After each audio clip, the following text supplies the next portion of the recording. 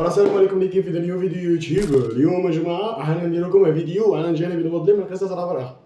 الرابر تاع اليوم اخوتي اللي هو مراد. شكون مراد ما يعرفوش؟ رابر الاسبانيول اللي غنى بيليلي. المهم ليكيب نبداو بعد. شوفوا عندكم مراد يا جماعه اللي خلق في 1999 5 مارس. زيدكم حبه خالتي خلق في برشلونه. رابر اسبانيول يدخل لعالم الراب 2019 يا جماعه باغنيته MDLR ماك دو لا ري، معناتها رجل الشارع، اللي يبين فيها يا جماعه انه تعرض للتنمر، العنصريه، لا دروغ وكل شيء جماعه ثاني، جميع حاجات تتخيلها في مخك كان يتعرض لها مراد. يقيم في برشلونه حاليا ويشجع ريال مدريد.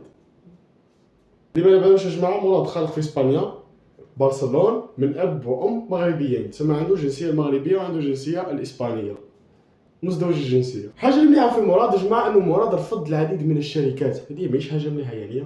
سوني عرضت عليه 60000 يورو، من بعد عرضت عليه 2 ملايين ورفض يا جماعه. شفتوا؟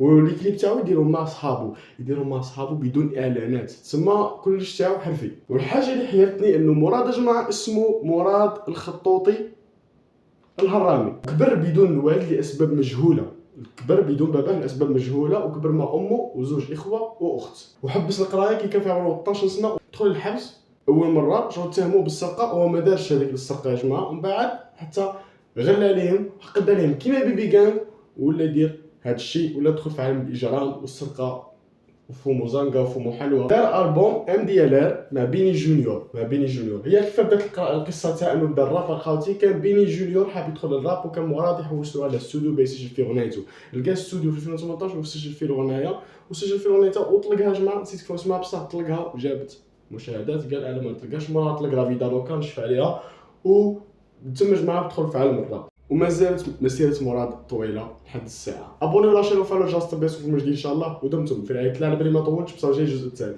وانا حبيت نقول لكم ثاني شكرا على 40 ابوني في يوتيوب، ومازال نزيدوا لقدام. وشكرا على 4.5 مليون مشاهدات. بدون مطولات بقالناش على 10 ملايين، وما بقالناش على 50,000، وما بقالناش باه نجيبوا الدراري ونعلقوا في بلاصه الكادر. هذا اللي قلت نعلق حتى بلاصه فيهم، بعد الاخر نعلق الكادر. المهم ليكيب دي سيت الفيديو.